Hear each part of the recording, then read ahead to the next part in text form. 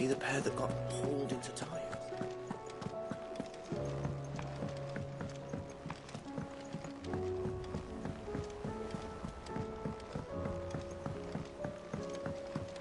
Did you see that? Tell me. What do you make of them skies, then? Otto, how fares the realm? The realm? Oh, she's just fine.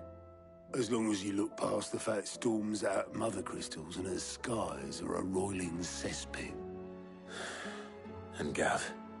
He's with your uncle in the Free Cities, helping Mid with her project. Sent an owl their way the moment the winds turned foul. Still waiting on a reply, though. Do you have any good news? Well, that depends on your definition of good. All right, fine. What do you suggest we do? Oh, no, I'm just the messenger. I leave the scheming to those more suited to the task. Could be that Lady Vivian and Old Tomes have their own thoughts on the current state of things. Could be that they don't.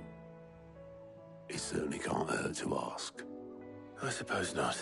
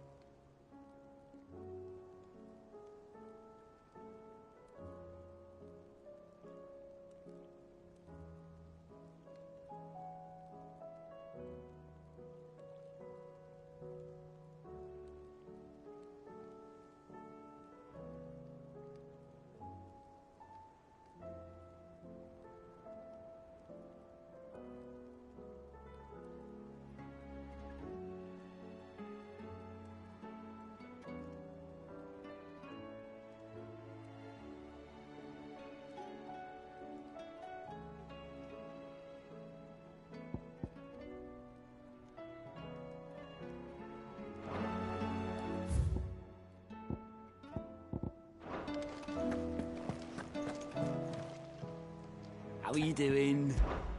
Anything catch your eye?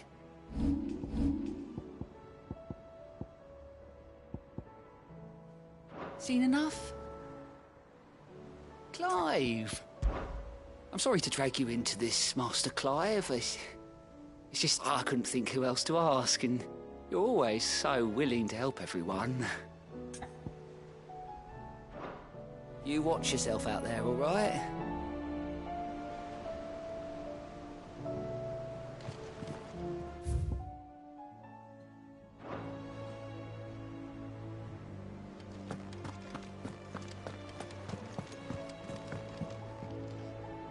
How is it that every one of your little excursions presages some inexplicable catastrophe? Not that you are to blame for the Dominion's fate. No one could have predicted the actions of the Crown Prince. I'm sorry I couldn't save your home. My countrymen are stronger than you think. A few toppled clock towers won't break their spirits. They'll be back on their feet in no time. I hope so. Look at us. Bluer than a pair of bog crabs. Tempting though it may be, sulking will not help us find a solution to this mess. You believe there's one to be found? I don't know. But I am certain we're more likely to find it if we first examine the facts.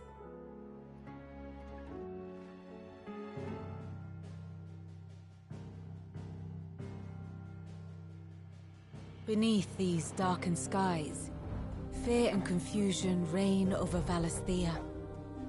Oh, the lands around the fallen mother crystals had already begun to wilt for want of ether. But not like this. crystals that filled wells and fueled furnaces, now nothing but pretty shards of rock. And those that hang from the people's necks cast nary a glimmer of light to keep the dark at bay. It is only a matter of time before the common folk convince themselves that the end of days is upon us. Yet I fear a swift end is more than we can hope for. While most of the world thirsts for ether, the remainder drowns in it, spawning Akashic in droves. And amidst the hordes of mindless beasts, with magics as like to fail as function, even the strongest nation would falter. Rosaria and the Iron Kingdom teeter on the brink of collapse, while the tragedy in Twinside has all but paralyzed the Holy Empire. Dhalmekia fares little better. Rumor has it the ministers fled the capital after the fall of Drake's Fang, leaving their beloved republic to crumble. Waloed, meanwhile, moves in earnest. The Einherjar has been sighted off-storm.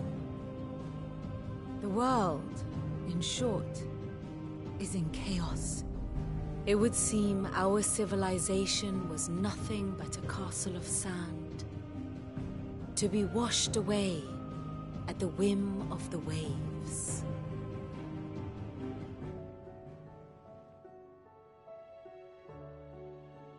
A castle of sand. Not my best flourish, but it seemed fitting. The reports I've received are considerably more blunt in their appraisal. Without the protection of their nations, it will fall to the people to defend themselves against those who would take what is theirs. Which is only ever going to end one way. Defending a farmhouse against a band of chocobo thieves is one thing, but pitchforks and palisades will do little to stall an army's advance. Should the King of Waloed deign to invade, there would be none to stop him. None but us.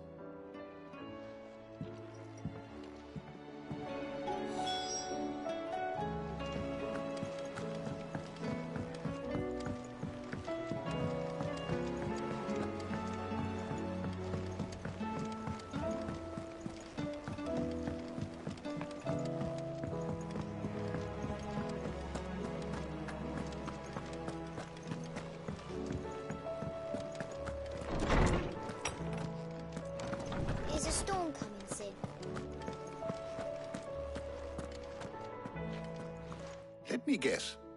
You're here about the skies. Is there anything you don't know, Lawsman? It doesn't take a court astrologer to augur the obvious. As for what has disturbed the heavens, that, I believe, is a question the Fallen might be better placed to answer than I. And on the 6th day did the gods tear the sun from the firmament, visiting darkness upon their prideful sons and daughters. But I dare say you remember your childhood lessons on the sins of Zemeckis only too well. You think they're connected? That Ultima was one of the gods responsible? Well, he has certainly exhibited powers that we mortals would associate with the divine. There is nothing divine about him. But he wouldn't be the first god of whom that could be said, now would he? Yet for all the fairy tales that tell of the sins, there is almost nothing in the way of actual historical accounts. Had I the Journal of Moss the Chronicler, I may have been able to tell you more, but alas, I fear all remaining copies have been lost to time. You will forgive me, I hope? Certainly not. Because there is nothing to forgive. Even without this journal, you've provided us ample wisdom. And we will always be grateful for it. Perhaps Otto will be more inclined to share his thoughts when he hears what the others had to say. Good morrow to you, my friend. I don't believe you've read this particular chapter before.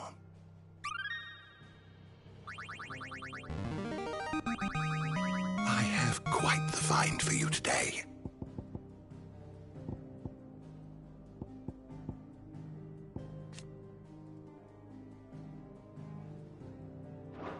What subject shall we consider today?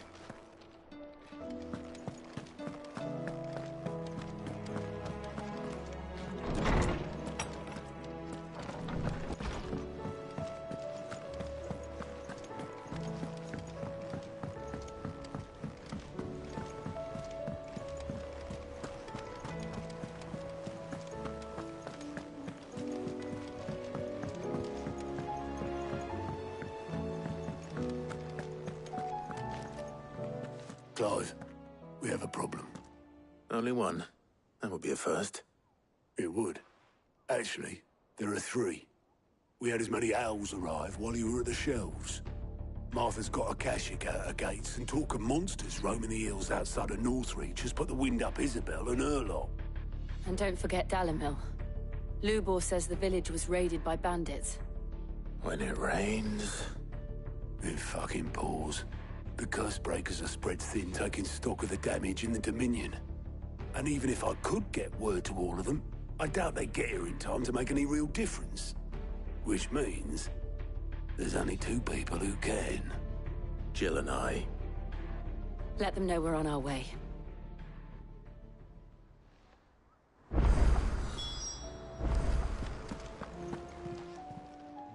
How are you doing? Quick look. Seen enough?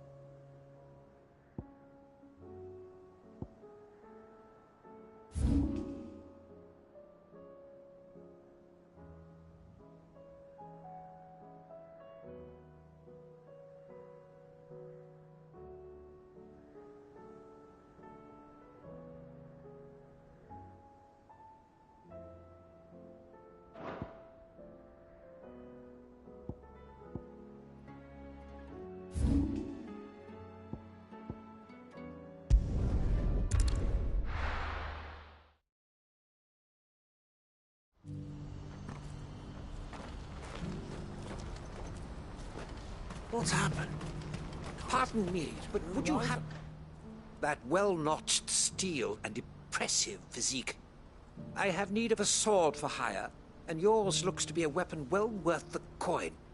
Might you be convinced to offer me the use of those formidable arms? How exactly do you intend to use them? Well, being something of a scholar of Zemeckis history, I wish to investigate the ruins near the city, and I require a rugged companion, lest I find myself waylaid by ne'er-do-wells or the beasts said to roam the area.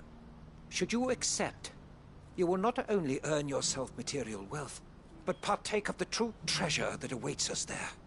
The rich and storied history of Zemeckis. Well, were you ever party to a finer proposition? My arms are yours. Wonderful! Then come. We must away. But where are we going? Along the old Zemeckis Road, and from there, onward to discovery. Quickly! There is not a moment to lose. Wait. Good luck with your ne'er-do-wells.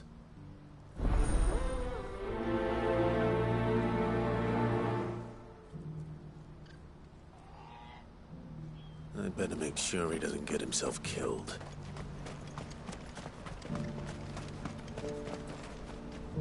I see you've been of some assistance to Eloise. Perhaps you can extend me the same kindness? Perhaps. What would I be doing? Finding someone. You see, I've been having trouble with thieves, and despite the many pains I've taken, I can't stop them from rummaging through my packs. I was griping about my lot to a friend of mine a few days back, and he offered to track the culprits down. Now, Joseph's a sellsword, and a good one at that. But he's been gone days, and I'm beginning to fear the worst. Any idea where his search for the thieves might have taken him? The old Zemeckis Road, perhaps? He doubted they would be fool enough to linger here in Boklad. Joseph's lived a hard life. Made him grey long before his time. I just pray he hasn't been killed over a few sacks of grain. I can't imagine there are too many grey-haired sellswords around. Hopefully someone will have seen him.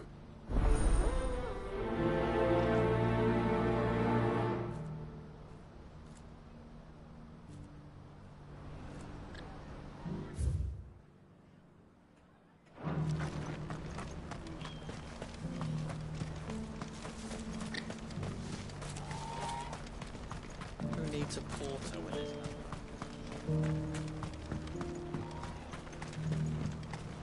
Do you have any fresh water? Now I just need to see about getting the I want to know right away. Bad news. Good, actually. Something worth celebrating for a change. Only trouble is, the serving girl's still new to the job, so I can't leave her while I go and invite those I'd like to celebrate with. What exactly are you celebrating, if you don't mind me asking? I've come by a particularly fine bottle of red. A Gotan 66, no less. Gotan Rouge is the only good thing to have ever come out of the Empire. And most wouldn't part with a 66 if you held a knife to their throats. So I've heard. Oh, so you know of it then? Clearly you're a gentleman of taste. A gentleman who might sympathize with my predicament, perhaps? Would you pass the good news to a few friends of mine? I'll give you a little something for your time, of course. Sounds simple enough. So you'll do it? Marvelous. Thank you. You won't need to go far. All three of them should be right here in the market. There's Aldrich the porter, Milan the butcher, and Bolek, a guard over at the north gate. Three of the finest fellows in Boklad, if you ask me. Tell them to come to the tavern when they finish for the day. Stop by again when you let them know, and I'll give you your little something. I'll be right back.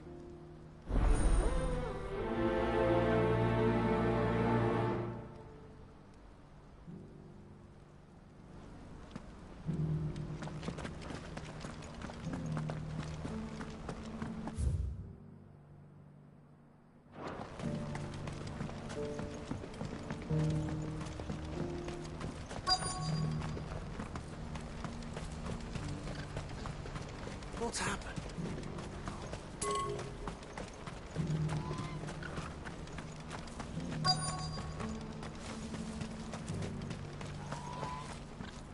I've been asked to find Aldrich, the porter. I don't suppose that's you, is it? That's me right enough. You need something delivered? The innkeeper sent me. He said there's a cup of Gotan 66 with your name on it when you're done for the day. A 66? Bugger me. If he's just got hold of it now, it must have been in the crates he had me carry down from Sanbrek. From the Empire to Boklad. You must be a braver man than most. That's a treacherous route at the best of times. Such is the porter's lot. There's not a patch of storm these feet haven't traipsed across. It's Oriflamme one day, then off to Canva the next. The farther you're willing to go, the fatter the purse. Which is why there's no shortage of competition for some of the longer routes. I'd say I've done enough for today to earn myself a cup of something tasty. Thanks for letting me know.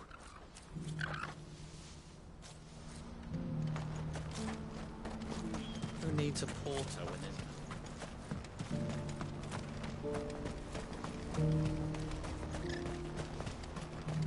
Please, a piece of fruit.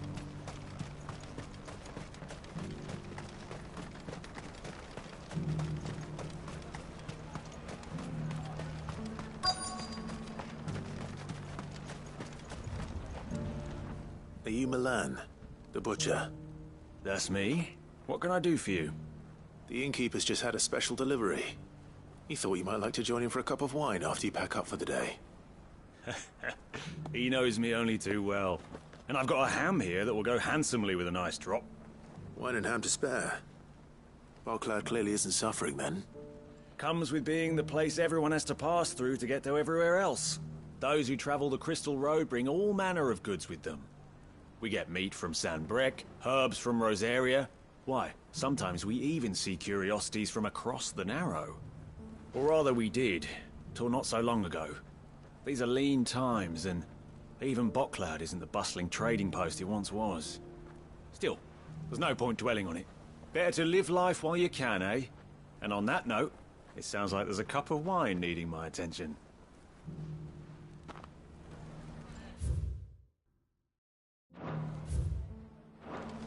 You'll buy something, won't you? Please. You've raised the price.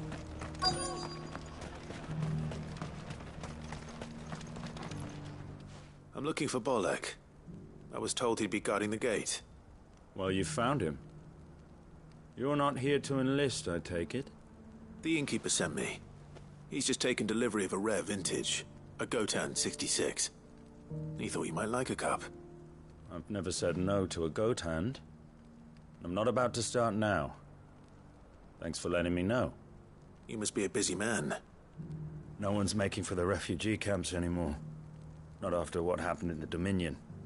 Meaning, they linger here instead. I spend more of my days moving beggars along than I do manning these gates. What gets to me are the gangs that prey on the poor sods. As if they haven't suffered enough. Some days you can't help but wonder what the world's coming to. You know what? That wine's sounding better by the moment. Well done.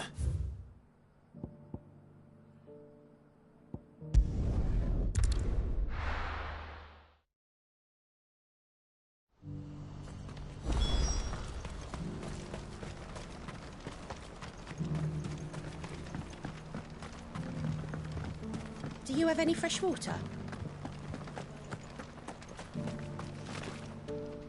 I spoke to your friends. They'll be along soon. That's fantastic news.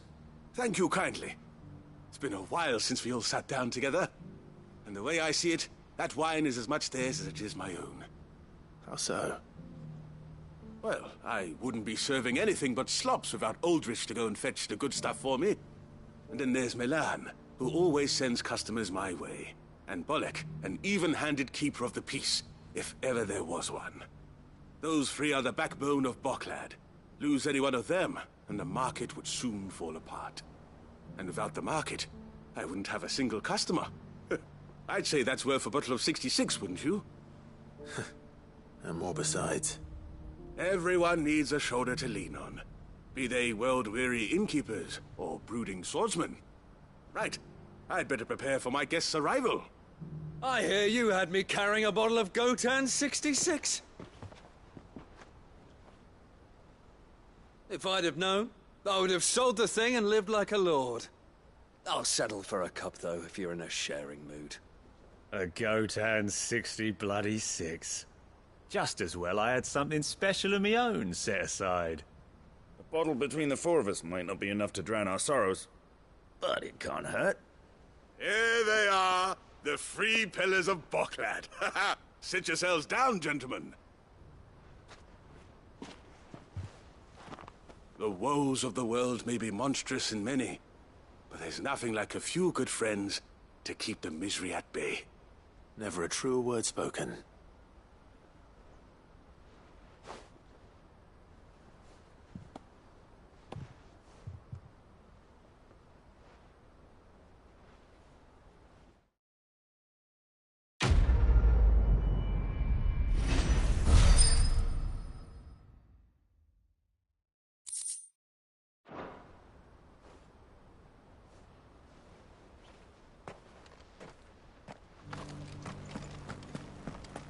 Do you have any fresh water?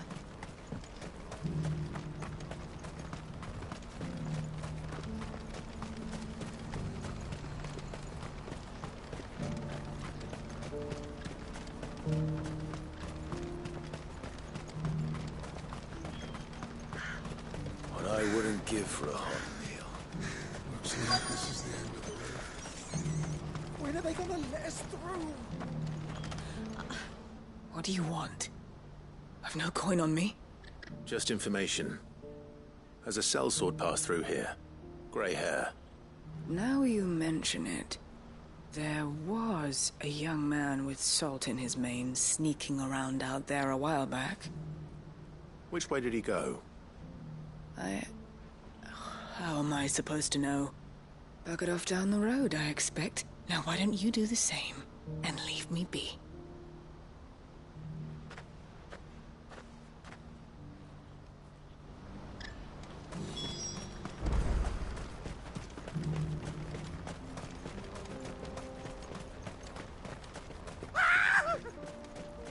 Why am I not surprised? You'll hand over your coin, you know what's good for you.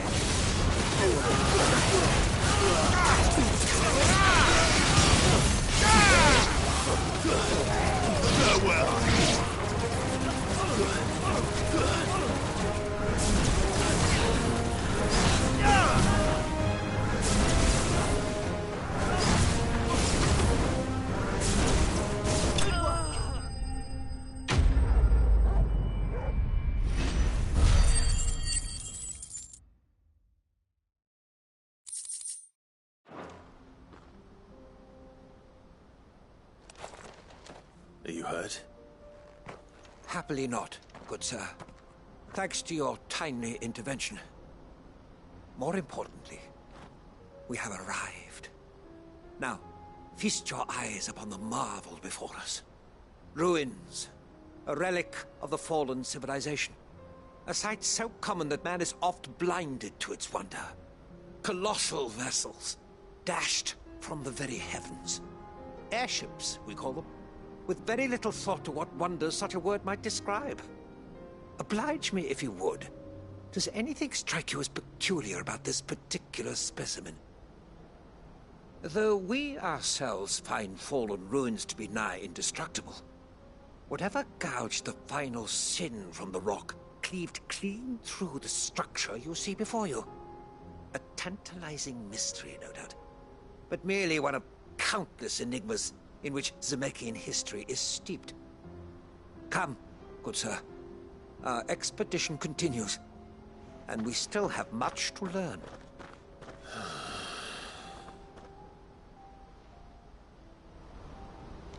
He's passionate. I'll give him that. Come on.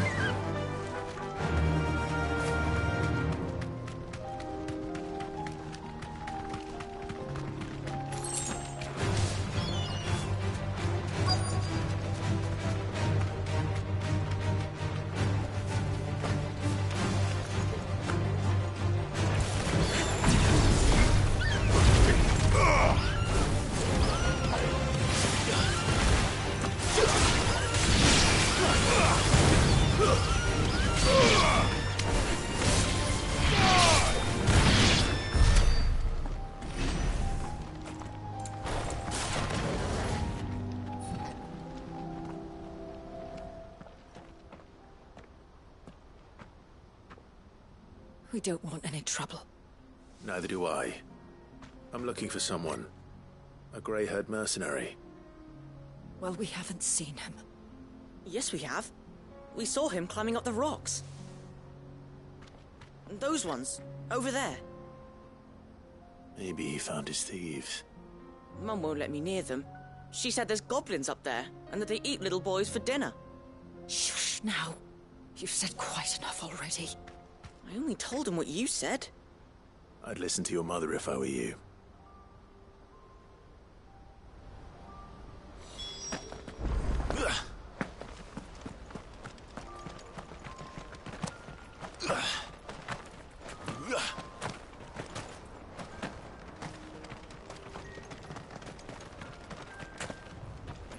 Did Joseph's thieves really lug their stolen wares all the way out here?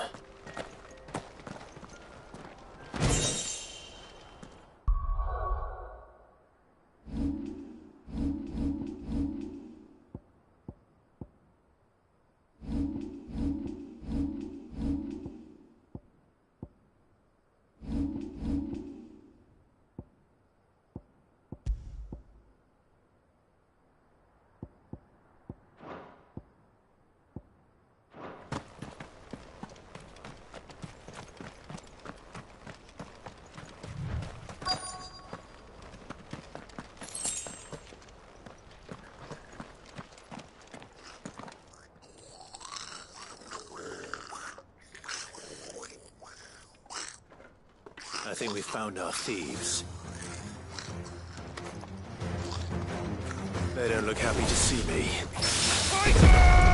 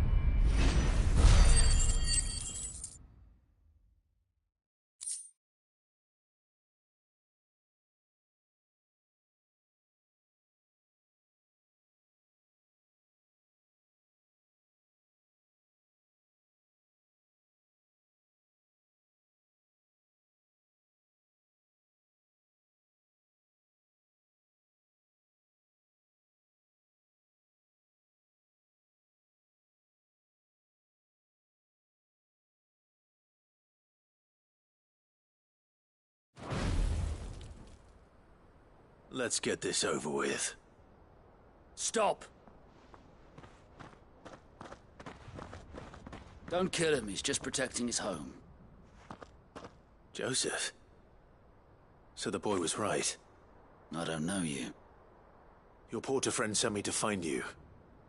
She was worried you might have got yourself killed. Have I been gone that long? It wasn't hard finding the thieves. The problem was knowing what to do with them when I did. I take it things are more complicated than they appear.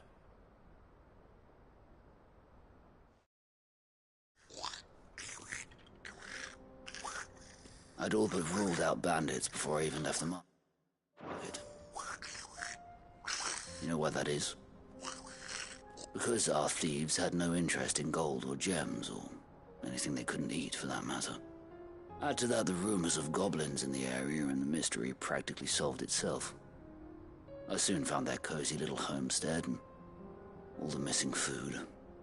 I launched myself at them, full of righteous fury, but their leader was the only one who moved to meet me.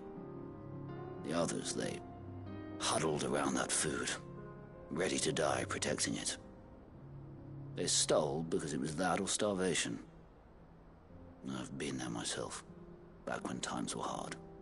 So you spared them, and earned their trust into the bargain by the look of it. These goblins aren't native to the area. They don't know how to survive such barren lands, so I've been teaching them. And once they've learned to hunt and forage, they won't be fool enough to risk their necks in Bocklad. I'm impressed. I didn't know goblins could be reasoned with. Do me a favor. Let the porter know I'm safe. I'll head back to the market once my work here is done. Oh, and don't mention the goblins. I don't want people coming here brandishing pitchforks. Not now this lot have sworn off thieving. Your secret's safe with me. I appreciate it. Thank you.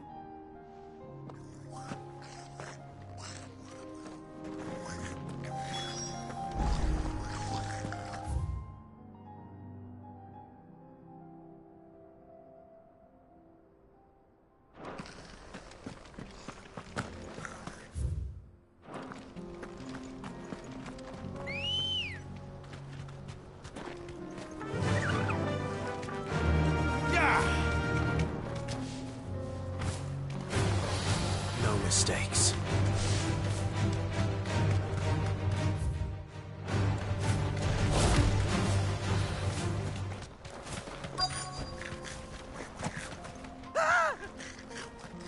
Not...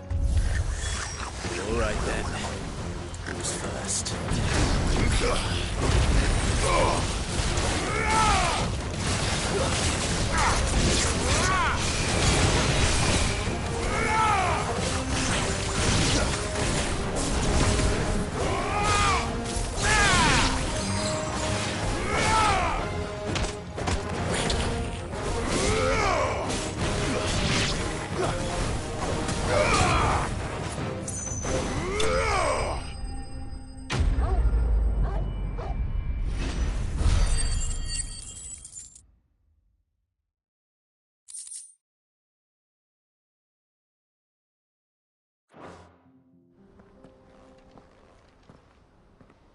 You're going to get yourself killed. Oh, that would not do. That would not do at all. Not when such majesty stretches out before us. Behold, the final sin in all its glory. As Moss tells us, a battle was fought here in ancient times. A battle of such ferocity that it tore a great crater in the very land upon which it was waged. In reaching for their holy sanctum, did man enrage the gods, and great was the vengeance that was rained down upon him. Alas, the full truth of the matter is lost to time, though I live in hope that I might see it discovered. But we must not dwell upon such things. There is more yet to see. Onward! History awaits!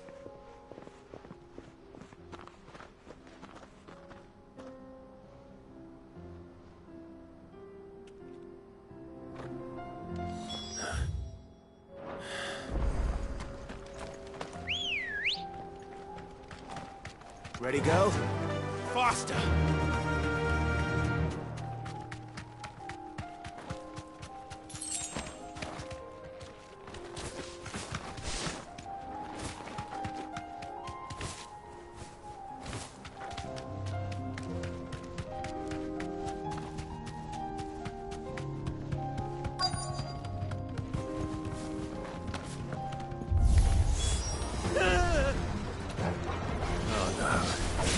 Really got himself into trouble this time.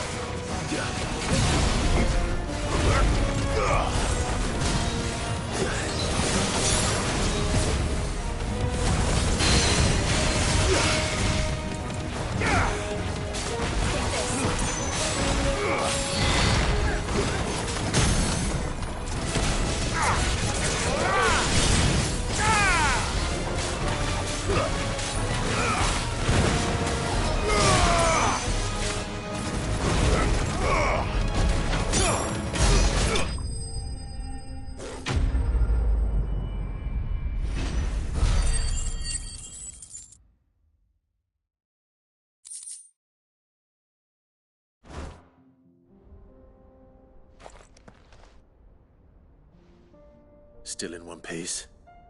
It would seem so. Once more I am in your debt. And once more you impress me with your prowess.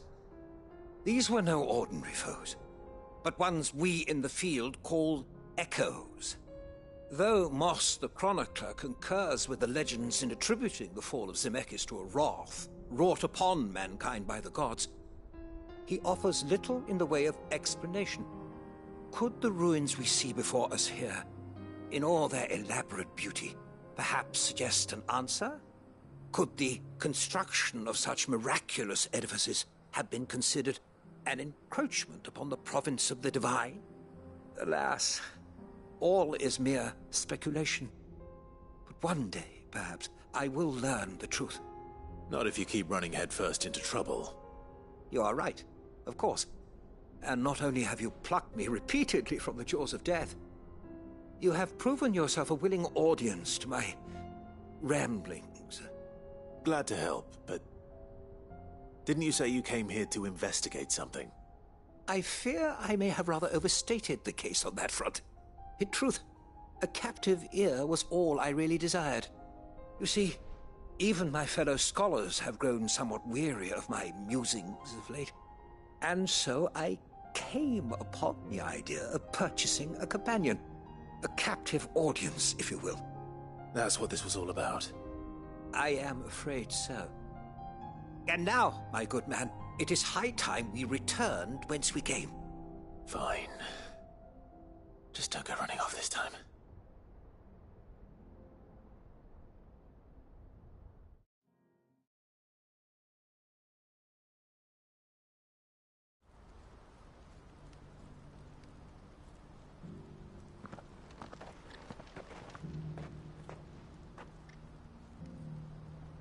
And so ends a delightful day. Here, your reward for humoring my selfish whims, plus a little extra for the trouble I have put you to.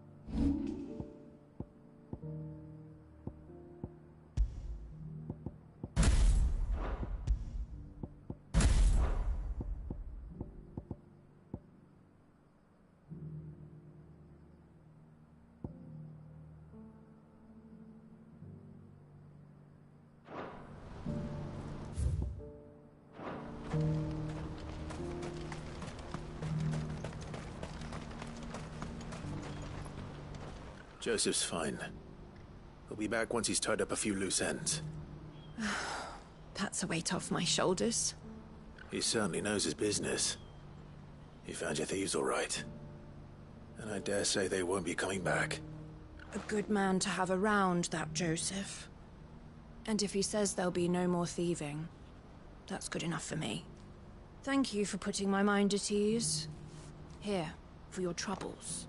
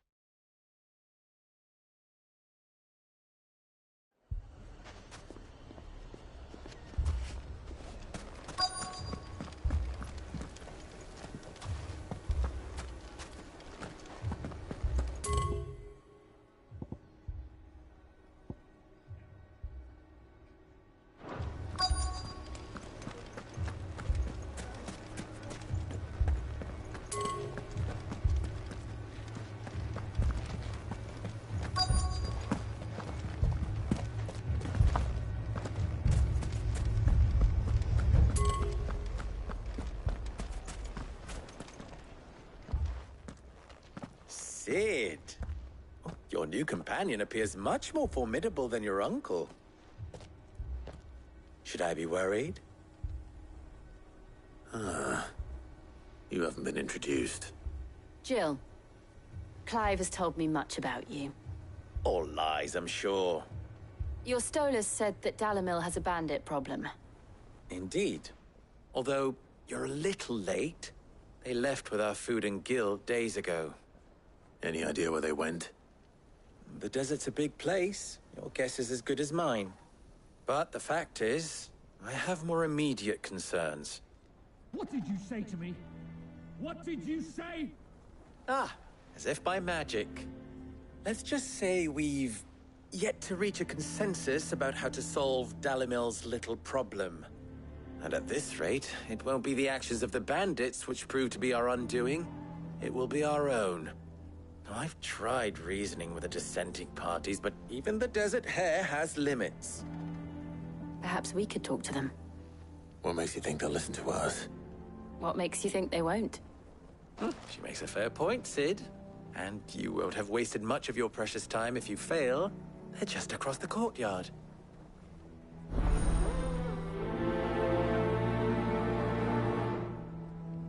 Suppose we just follow the shouting.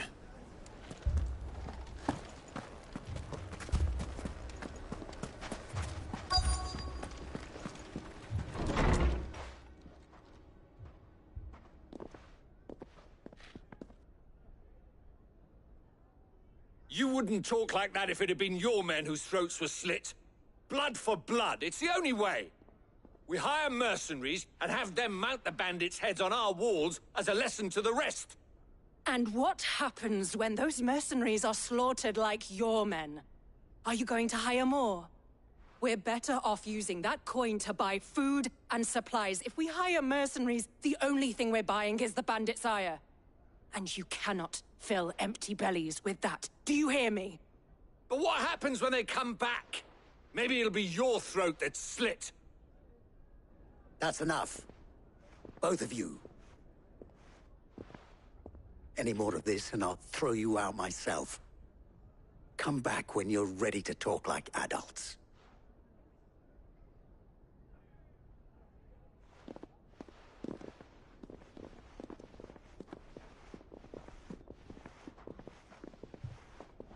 Victor. What's he doing here? Sid. And Lady Jill. What brings you here? I was about to ask you the same thing. Costness is in chaos, and the markets have all but ceased to operate. The Briar's Kiss here in Dalamil is the only place I can reliably obtain supplies. I was here to do just that when Master Lubor told me of his troubles.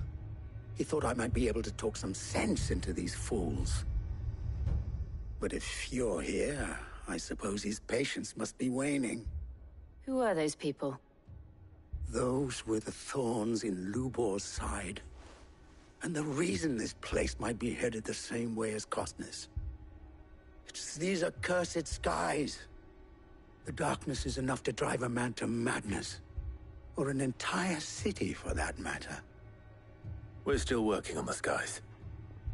But in the meantime, perhaps we can find a solution to Dalimil's problems.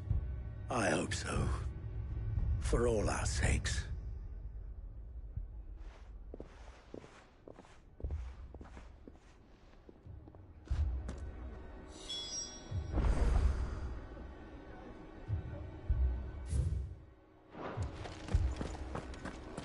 Haven't we had enough fighting? People take notice of wealthy men. Shouldn't be too hard to track. My reputation will be ruined! Ruined! Calm yourself, Lord Ignac, I beg of you, before you do yourself a mischief. Pardon the intrusion, but... Out! Get out! I paid for these rooms so I wouldn't be disturbed. Leave me be! Please, allow me to apologize. His lordship is going through a difficult time, and he's never been fond of guests arriving unannounced. Radim! Get rid of the filthy oaf this instant! Very good, Lord Ignac. Would you mind stepping outside for a moment?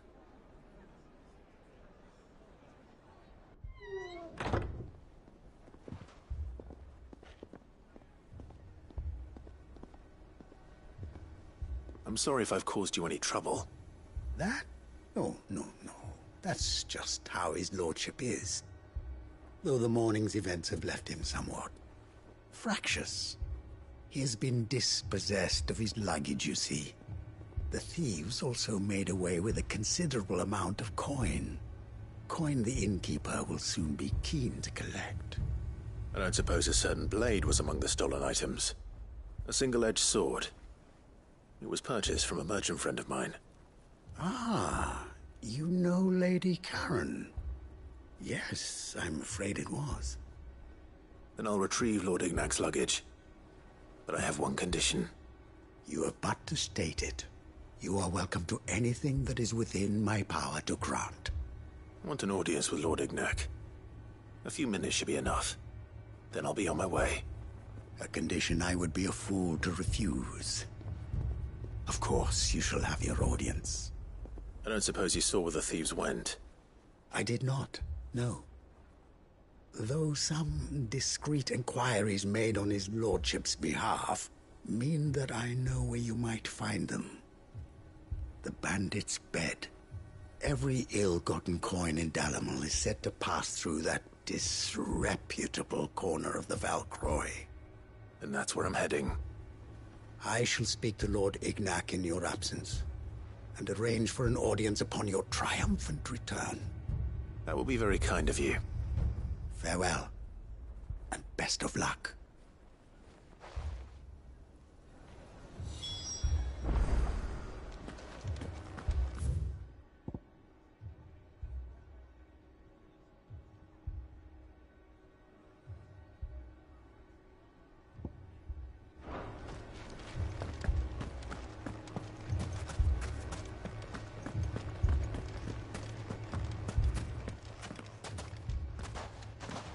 So, you see my predicament?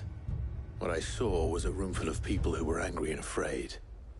And with good reason by the sound of it. But if left to smolder, that anger and fear could set the entire town alight. My thoughts exactly. What to do? Both sides wish to protect their homes and livelihoods, if only they could agree on how. But as long as they are divided, we are vulnerable. And if there's one thing bandits like, it's an easy target. What would Sid the Outlaw suggest? Well, if it were my namesake. He'd let them choose for themselves, and be on hand to pick up the pieces when it all went wrong. That sounds like a recipe for disaster. A recipe for disaster is precisely what it is. But perhaps that realization would be enough to make them question the ingredients. While it's plain neither Conrad nor Natalie will countenance the other's proposal, it may still be possible to make them doubt their own, before presenting them with a third option. And that would be? To pool our resources and save the city ourselves. Why fight each other? When all that fear and anger can be directed at the bandits. It appears we... Victor, pay Conrad a visit. See if you can't convince him of his folly. I'll speak with Natalie. As you wish. Your faces are not well known in this town. That may prove useful. Don't worry, Victor and I will do most of the talking. You need only play along. Play along? What he means to say is yes.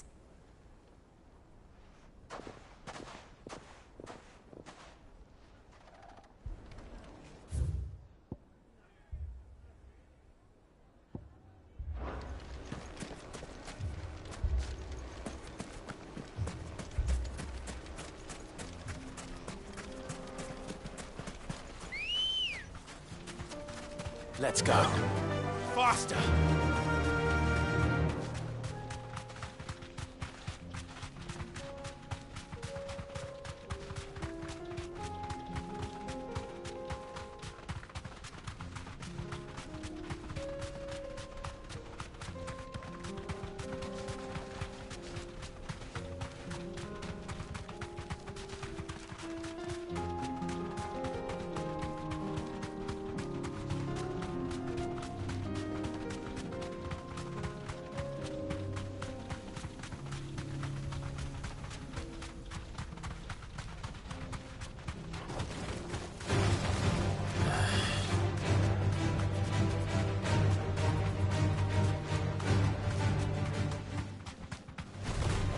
Holding back.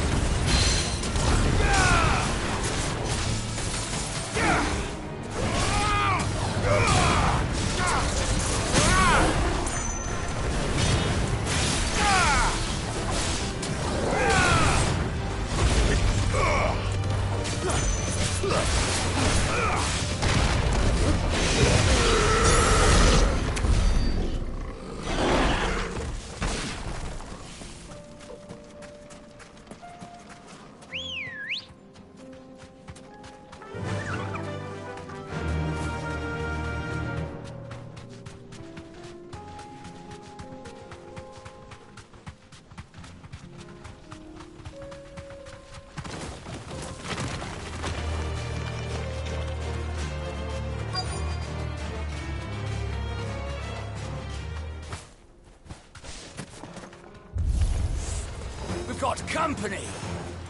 Come on, lads, let's tear the bastard's head off!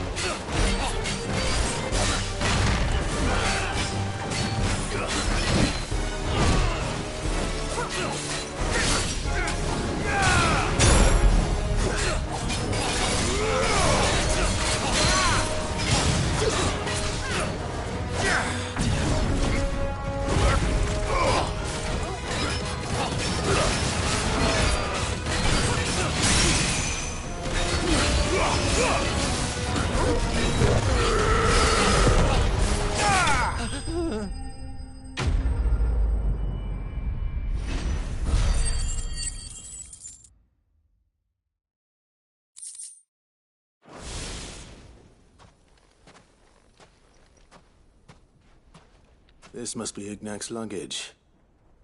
Nothing seems to be damaged. All right. Let's get it back to Dalamil.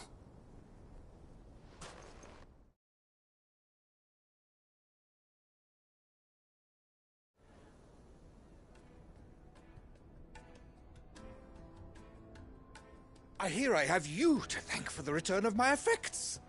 What shall I call you, my good man? Wyvern. Glad to make your acquaintance. A formidable name indeed. Well, Wyvern, I appear to be in your debt. Redeem here tells me you wished for an audience. Is that all? A few moments of your time should suffice, yes. You're a peculiar fellow, Wyvern. All right, speak. Master Wyvern was wondering if you could tell him about a certain single-edged sword you recently acquired. Oh, a true work of art, that one. Karen drove me hard on the price, but I would have sold her Radim here to get my hands on that sword. It was made in the Outer Isles, far beyond the Twins, and is used exclusively by the practitioners of a unique school of swordsmanship. They believe no combat should ever exceed a single strike, and hone their blades to such perfection that none ever does. Each sword is made for that one perfect stroke, and for that stroke only. They crack upon a second blow. There's a brutal sort of beauty to it, really. But how do they hone such an edge? Fine question. Why, they use a whetstone, of course. Whetstones, rather.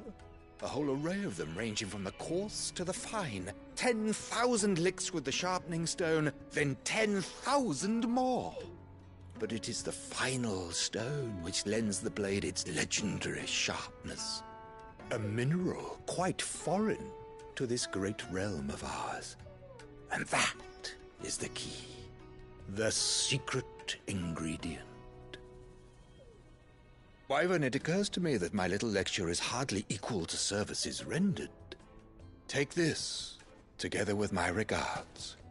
The very stone of which I spoke, far rarer among collectors than even the blade itself, and a far more fitting payment. Thank you. Pardon the intrusion, my lordship. However, it is long past time we prepared ourselves to depart. So it is. I am locked in bitter competition with a rival collector of curiosities. I am one step ahead of the unscrupulous scoundrel, but he is hard at my heels. Are there many other collectors out there? Too many to count, but only one do I consider my nemesis. Lord Byron Rosfield. And is a perennial thorn in my side. I can imagine. Farewell, Wyvern. May our paths cross again. Radim, we mustn't dawdle.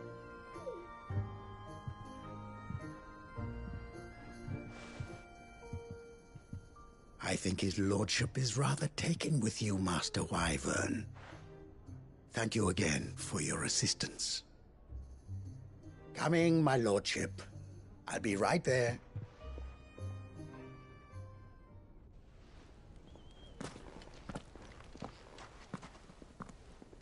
Trust Uncle Byron to find such an interesting rival.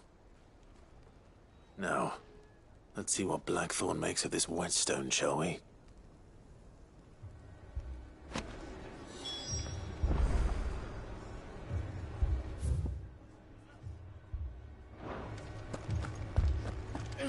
Fucking leave it.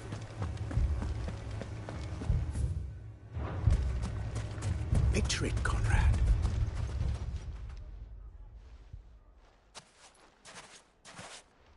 Ah, here she is. The Lady of the Spear herself. Conrad, may I introduce you to Jane, commander of the Red Wings, the oldest mercenary guild in the Free Cities. A pleasure, my lady. The pleasure is all mine. As I told you, I summoned the commander here from Canver to inquire about a contract. Victor says you told him no. That there aren't any men left to hire. Is that true? True as the crystals cracked. Nobles came and claimed every last one worth his salt. And not just from us Red Wings. You know of the 7 high houses. There must be 2 swords assigned each one. Granted, we have a few boys left. If it's boys you're looking for. Well, Conrad, are you saying that Dalamil's finest cannot defend this town better than a gaggle of unblooded striplings? That a band of beardless youths could better avenge the deaths of your brave men than you yourselves? Absolutely not. We'll show those bastards who they're dealing with.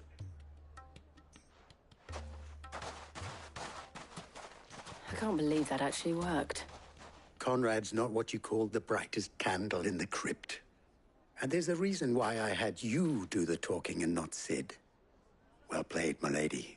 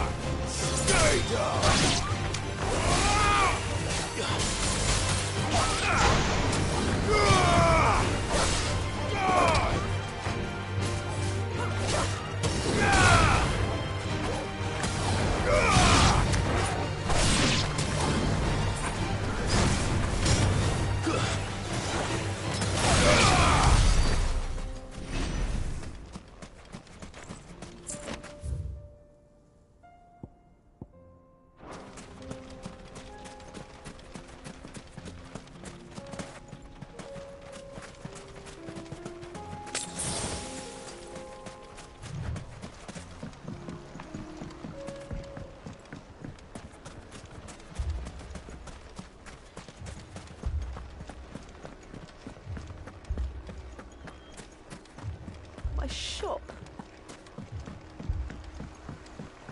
If I had my pickaxe, I would... I mean, it may still be possible to buy some. Ah, here he is now. Natalie, allow me to introduce Lord Underhill of Randalar's prestigious League of Merchants. Lord Underhill. At your service. Underhill? I was just telling the good lady of our conversation, my lord. and how you were lamenting the state of the capital's stores. Lubor says that not only are the granaries almost empty, but that war and the Blight mean this season's harvest won't be enough to fill them for winter. Indeed, certainly that is the case. The nobles in the capital are buying up the city's stocks of barley and wine, driving the prices higher than most commoners can afford. It is only a matter of time before the peasants revolt. It is worse than I thought. If what Lord Underhill says is true, I fear we have little hope of supplementing our stores, meager though they regrettably are. And while I applaud your endeavors to dissuade our more bellicose citizens from seeking vengeance, I sense Conrad is not wrong in his assessment of the bandits' likely return. Which means that now, more than ever, we will need to secure what little we still have. Food, weapons, herbs, everything. If our humble town is to endure not only this hardship, but those that are certain to follow, we must stand united.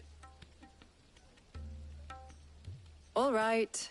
If it will help to protect my home, I'll do it. But you needn't have gone through this charade.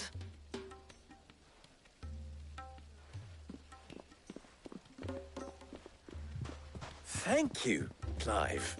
Your performance was nothing if not workmanlike. She saw right through it. I didn't say it was good, merely that it produced the desired effect. Now, my scouts should be returning shortly.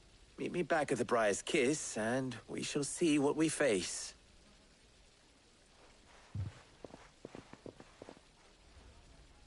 I'm not convinced our roles in this ruse were entirely necessary. I don't know. Conrad seemed quite taken with you.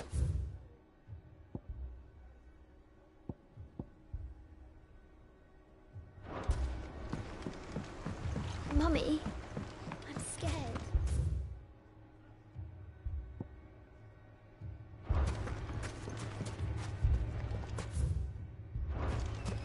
Oh, I'm ruined. Good news, Sid. Both Conrad and Natalie have somewhat gracefully accepted their new roles. With time, they may even learn to. Time no longer appears to be the luxury it was before lunch. I take it your scouts found the bandits. Technically, it would be the bandits who found my scouts. It appears they march for Dalimil as we speak. All of them. You're not serious. They don't just want food, they want the whole damn town.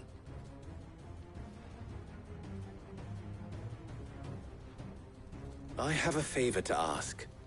I'm told the bandits march in two groups, one from the south and one from the desert, in a move doubtless intended to stretch our already gossamer-thin defenses.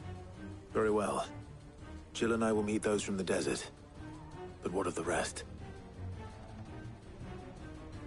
The rest, my friend, the city shall fight. Together. The stakes, I concede, are high. But if this does not unite Dalimil, nothing will. That is a lot of faith to put into those who had their hands around each other's throats but a moment ago. Then it will be for us to see that their hands are kept occupied. And I do mean us. I thought you might say that. We'll hold them off for as long as we can. And we will do the same.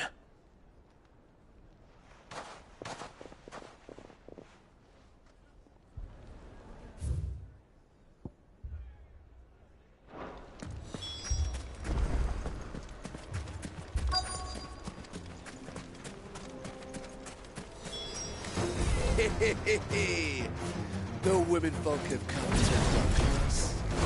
I'll take that one. He's all yours.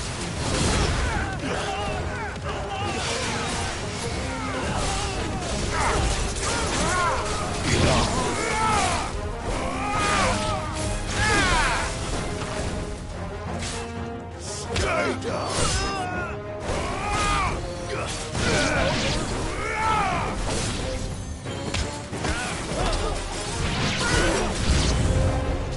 mean to overwhelm us?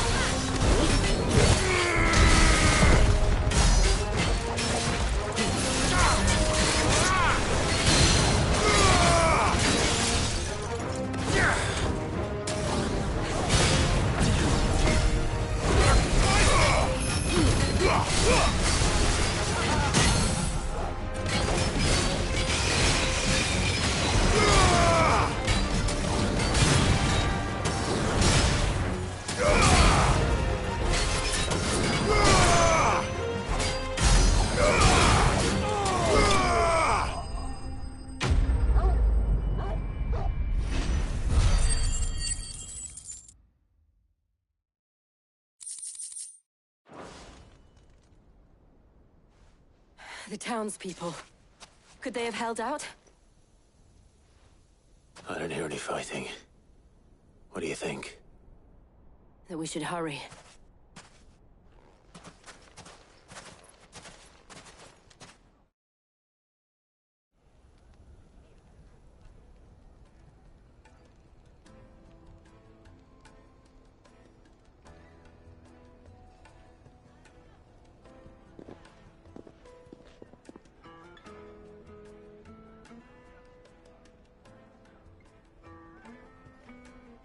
Natalie, I owe you an apology. You did well out there. The inn would have been lost had you not held the line. Without you, there would have been no line to hold. You saved us, Conrad. You saved Dalimil. We all saved Dalimil.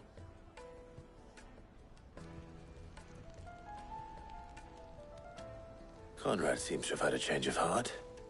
I'd say they both have. I take it from your presence that our visitors from the desert won't be joining us either. Pity. The plan worked, Sid. Granted, it only took an army of bloodthirsty bandits at our gate. Calm now, Victor. Why quibble over the details? We are united, and that is all that matters. As for you, Sid, you fight considerably better than you act.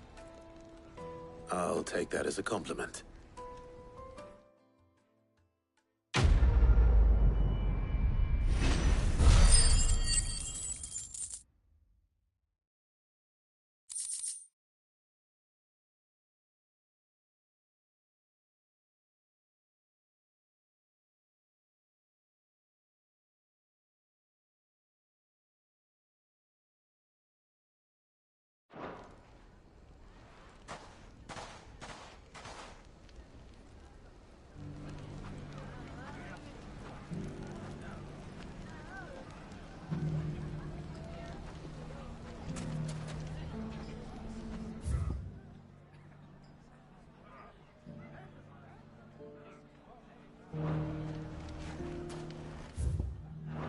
So, where did you learn? The bandits may be no more, but look what they've left us.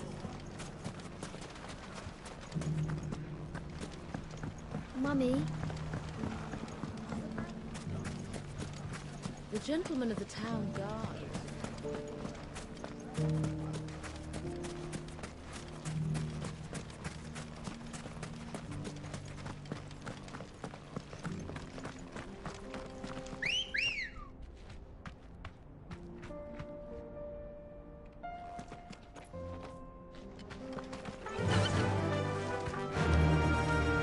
Faster!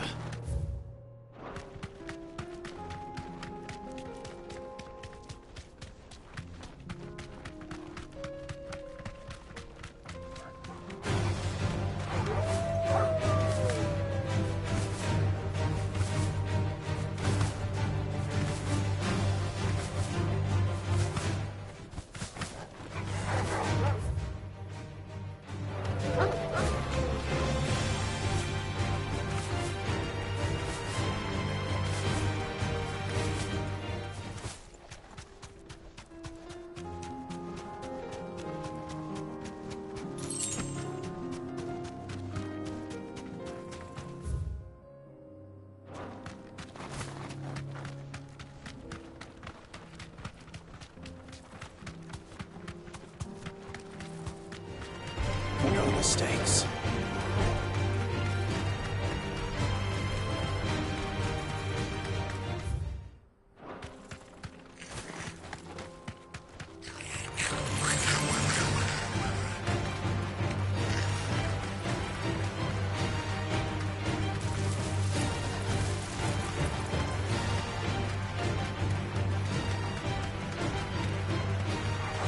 All right.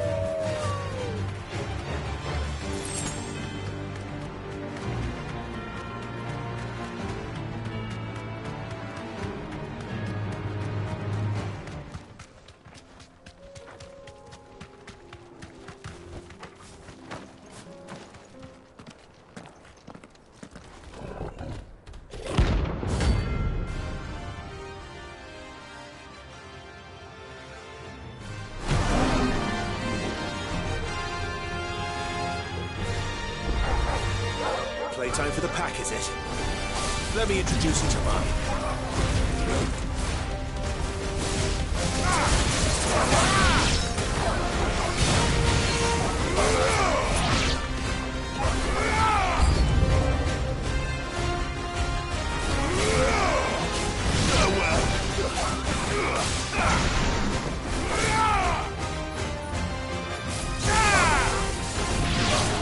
Stay down!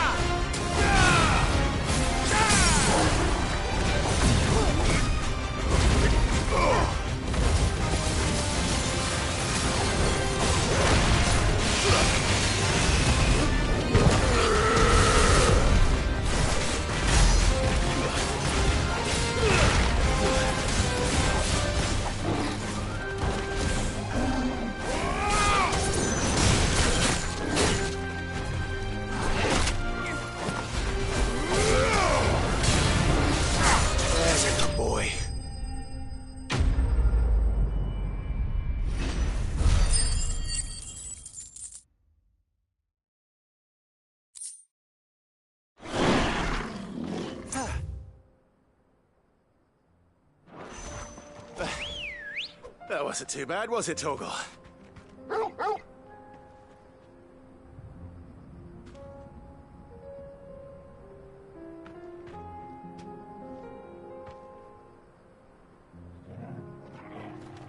Good girl.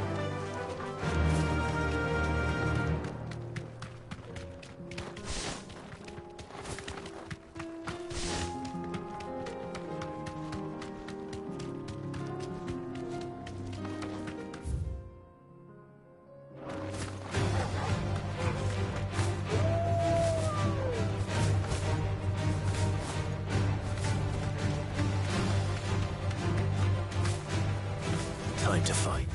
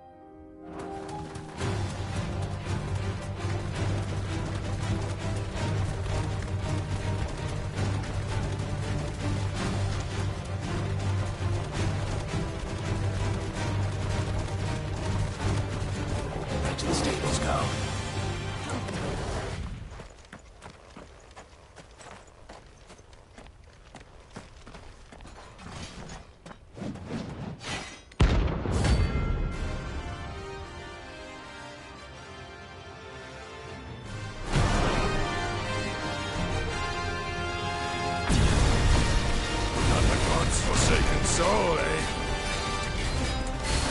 Only those who have nothing to empty your pockets.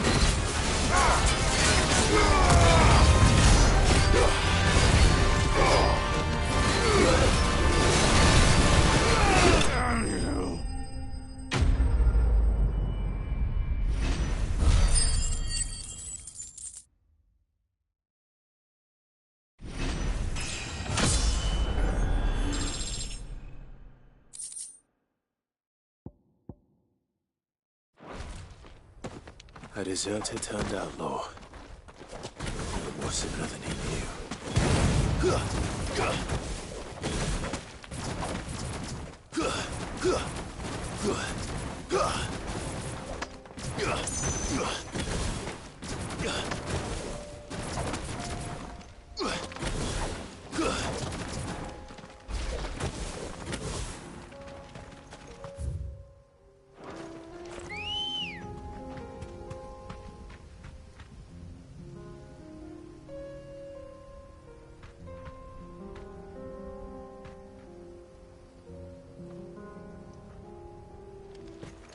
Let's go.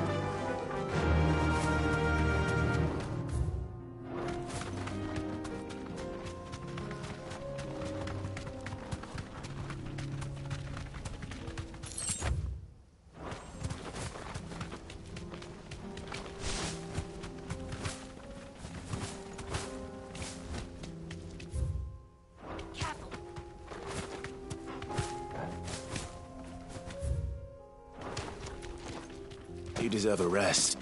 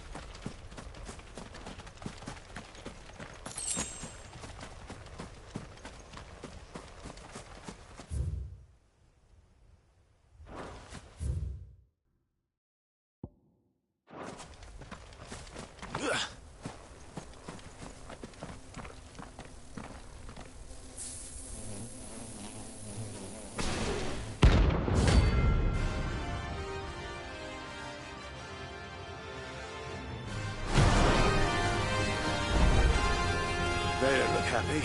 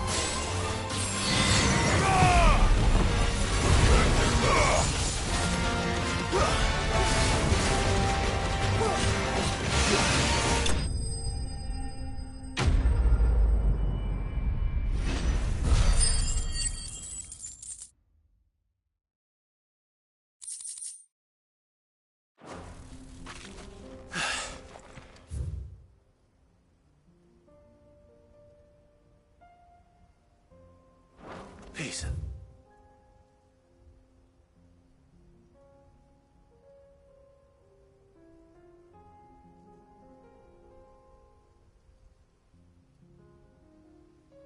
Lost.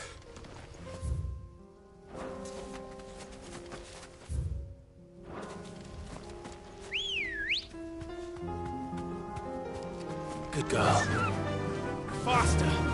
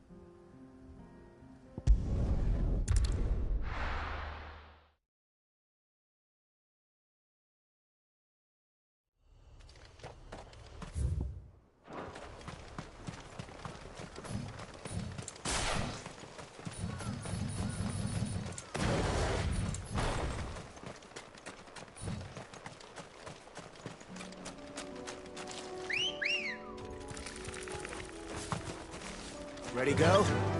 Run like the wind.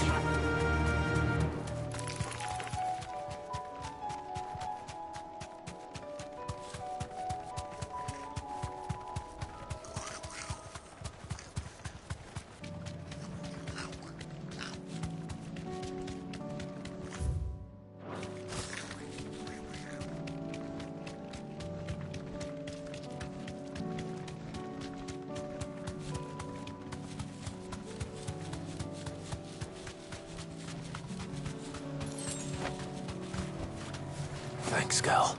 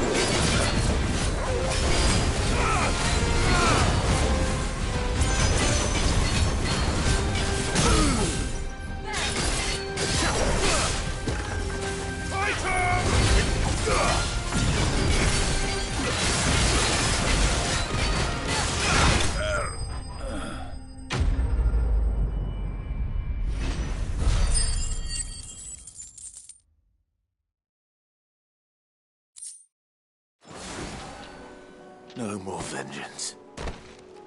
No.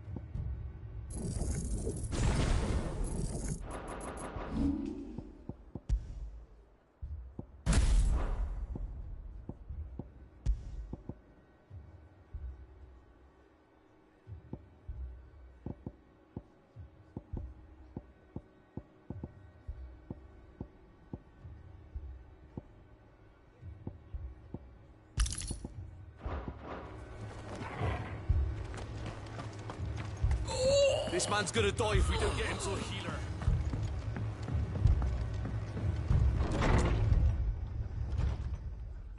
Martha, it's good to see you. And you, Clive. Jill? Otto said you'd been attacked by a Kashik. What exactly happened here? Those skies are what happened. Not long after they fell dark, we had our first visit. There were hundreds of them. Tried to storm the hill. Only a handful made it up here, but that was more than enough. The rest are still down there now. And while we have a few of them back, there's something tells me they'll be pleased to see you. We're on our way.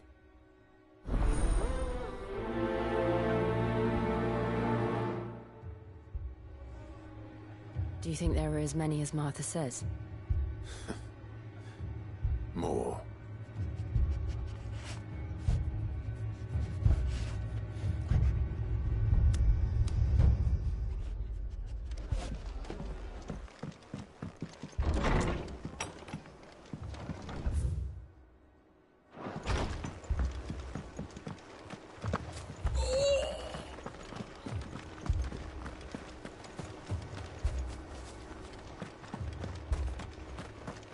You don't think they've abandoned us, do you?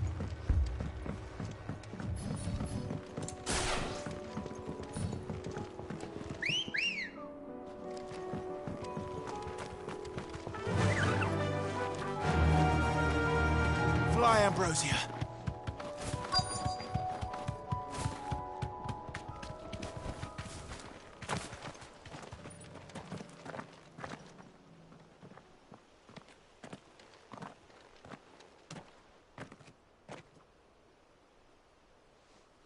Clive, wounded. We deal with the Akashic first.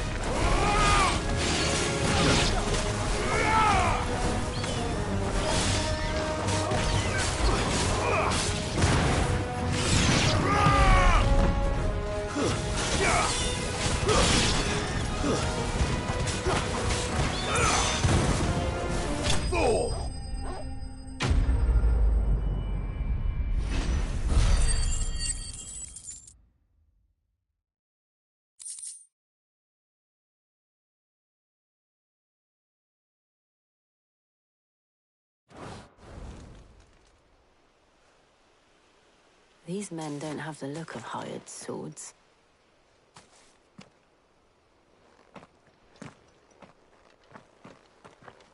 If you've come to rob this place, You are mistaken, my Lord Rosfield. We're here by Madame Martha's leave. how do you know my name? Forgive me, my lord. There wasn't time for introductions. We're with the Guardians of the Flame. Wade's men? But how did you come to be here? Where is your commander? Sir Wade left earlier with a scouting party to find out where the Akashic were coming from. Did he? Take your wounded back to the inn. Martha will see you're looked after. We'll join you anon.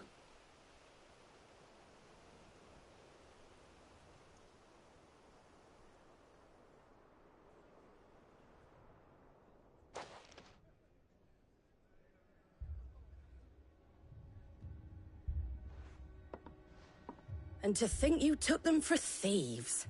A fine reward for holding off the horde, that is. When did Wade and his men arrive?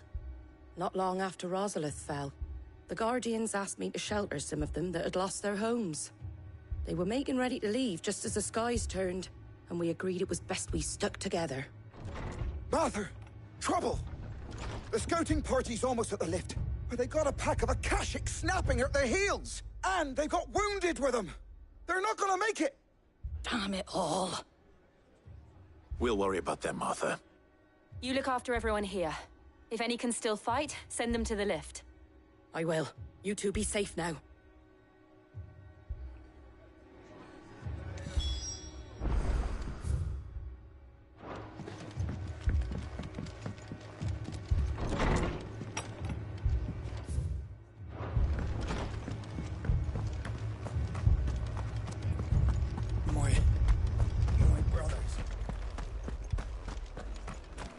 Mad dogs.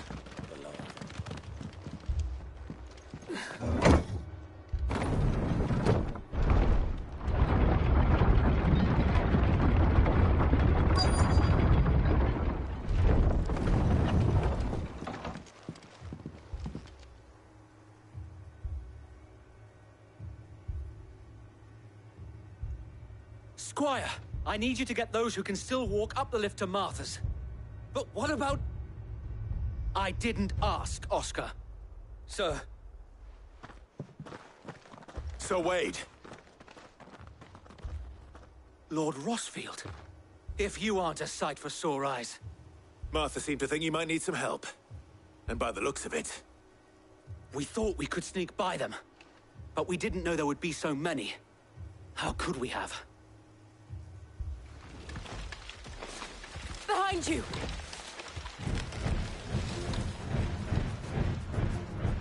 Damn it! We need to get the injured to safety. Do you think we can hold them off?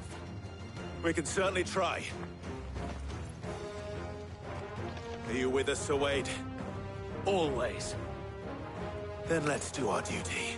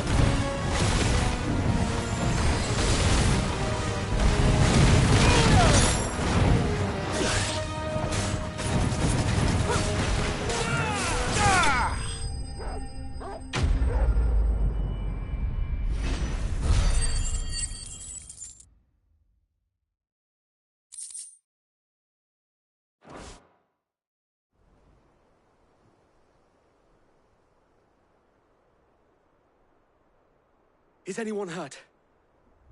I don't think so. And yet again, you've pulled me from the flames. It's just a pity I keep walking into them. You've never been one to shy away from danger, Sir Wade. Like any shield worthy of the name. I see you're all in one piece. Martha! Is something wrong? The lookout saw smoke coming from down Eastpool way. Too thick to be a hearth. A second horde. Feel like finishing the job? Always. Jill and I will make for Eastpool. You'll need to move the injured without us. Don't you worry about them. The moment my men are safe, I'll follow. Good luck.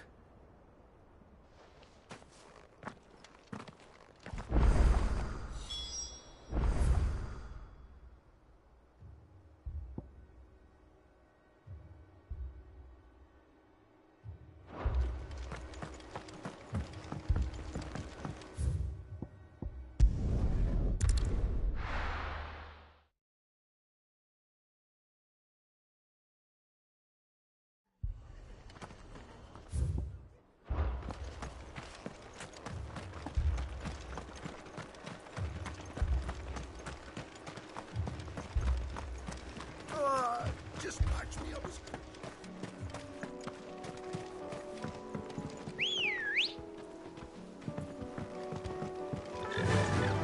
Yeah!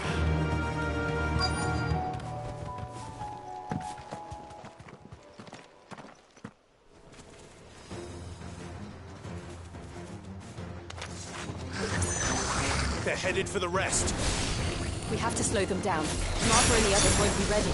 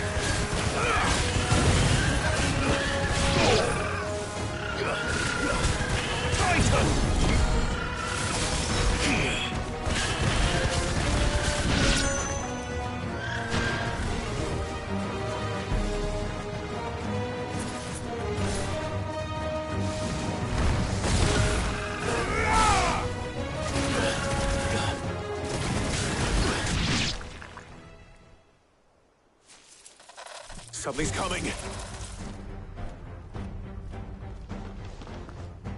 Apologies, my lord. Did I miss anything? Only the first round, Sir Wade. Shall we?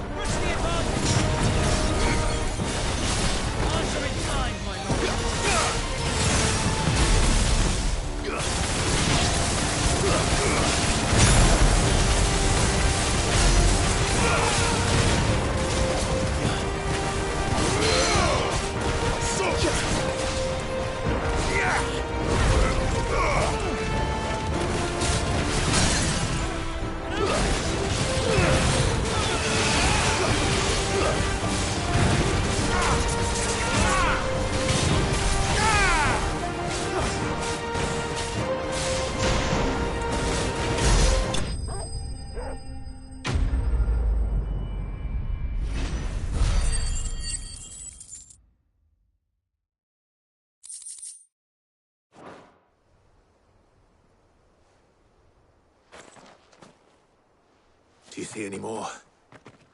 No. I think that was the last of them. But it won't be long before the next lot arrive. Then we make for Martha's while we can.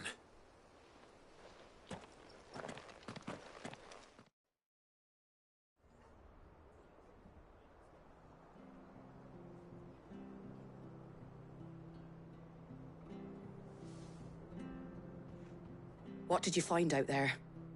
The same as Sir Wade. Scores of Akashic. Well, wherever they came from, they're gone now. Our lookouts say the lowlands are clear.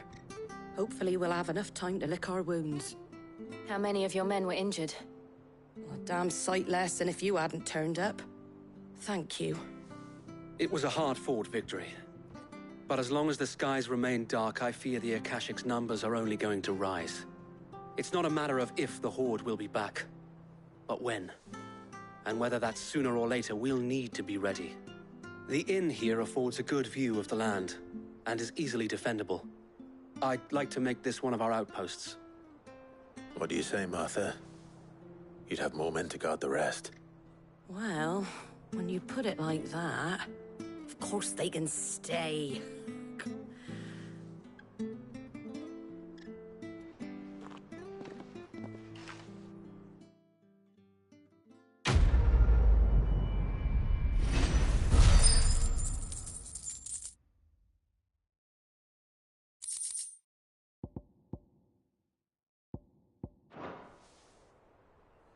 My lord, there's someone I'd like you to meet. Oscar, over here.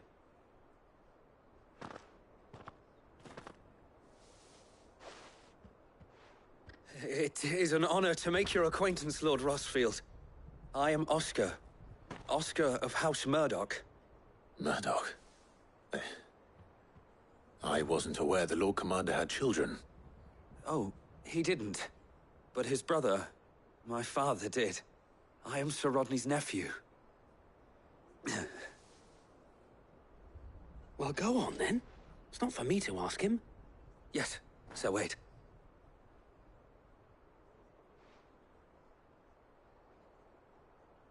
If it please you, my Lord Marquis, might you take me as your squire? I would learn the duties of a shield from the finest. I'm sorry to disappoint you, Oscar, but I am a shield no longer. Nor was I ever the finest. And spending time in the company of an outlaw hardly seems a fitting education for one aspiring to take his oaths.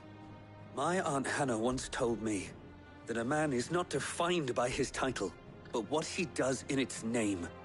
You have accomplished much since taking on the mantle of Cid, winning no little honor in so doing. And I would sooner serve under an honorable outlaw than an unworthy shield. Not that Sir Wade and the other Guardians are... I mean to say that, they're... It's all right. We know what you mean. There is only so much the boy can learn from me, my lord. But a squire... Would that really be so bad? You were a squire once. And I'm certain Sir Rodney would approve.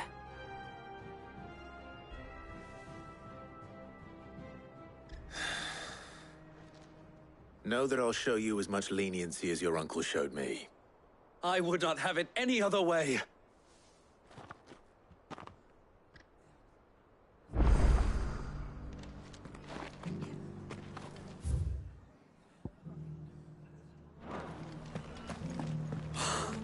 Thank the Finder.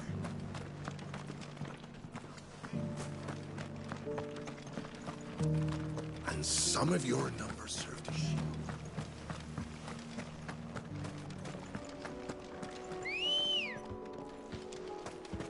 Come on. Faster!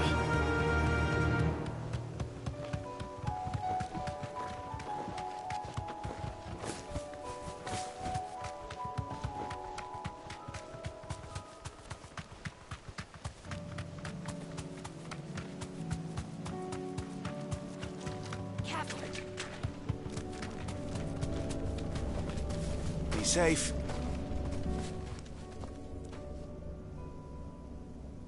This one's awake.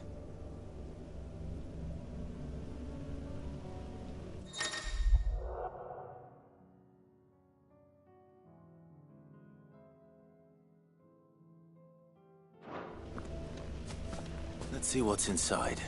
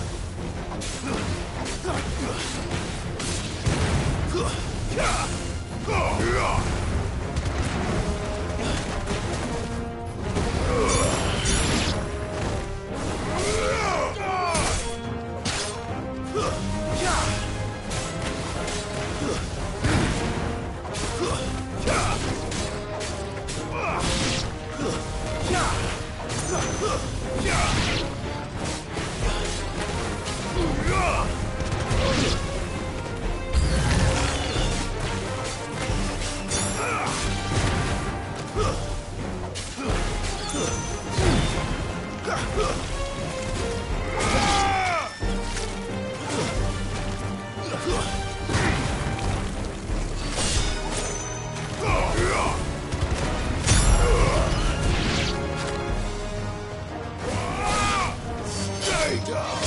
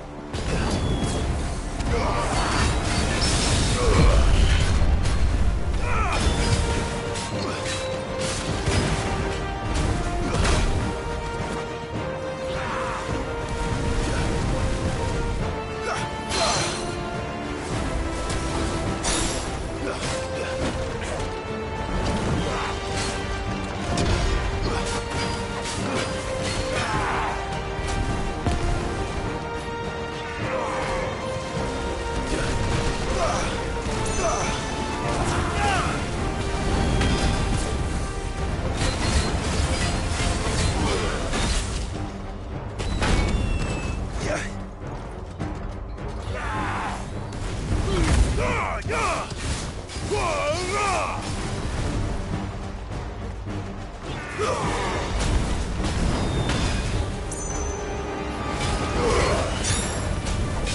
try.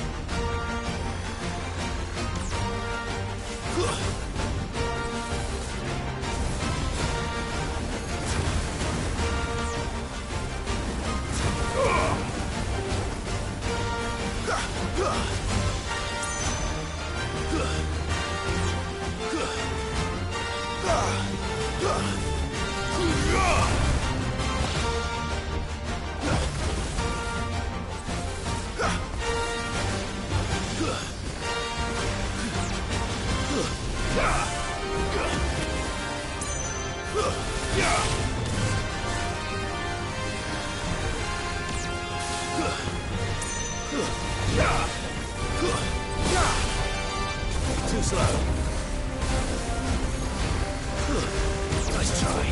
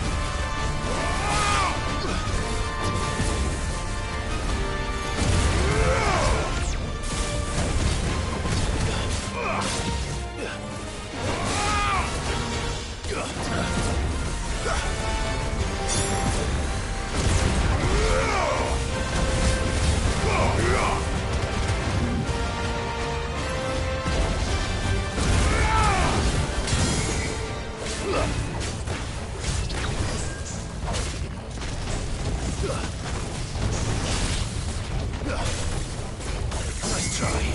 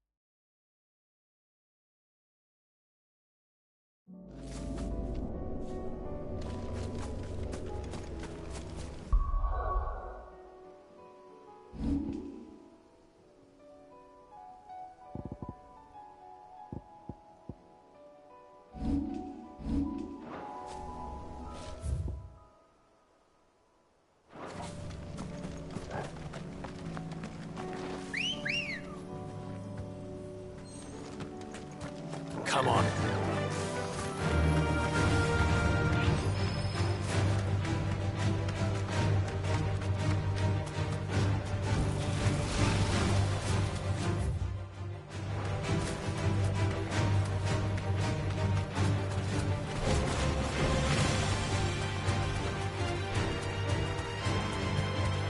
Well, it's certainly quiet. If I were a giant antelope, it would seem like just the place.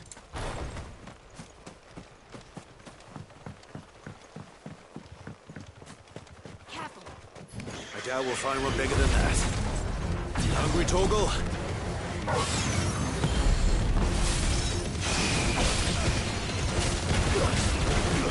Enough.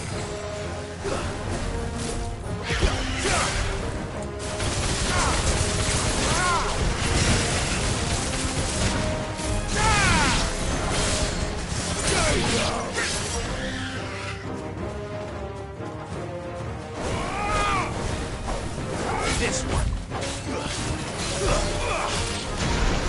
There's a good boy. Help me, boy. Well done, Torgal. It's over.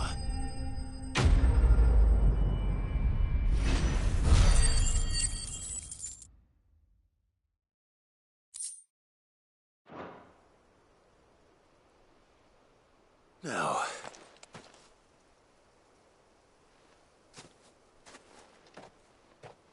will it be enough, I wonder?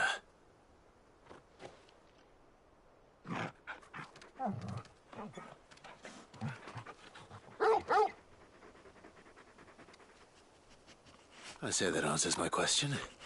Which means we owe the lawsmen our thanks. You're just a big puppy, aren't you?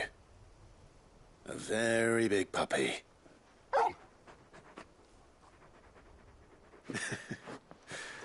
You do know you can take that with you, Torgal. Lady Karen will be relieved to hear you've got your appetite back. Come on, boy.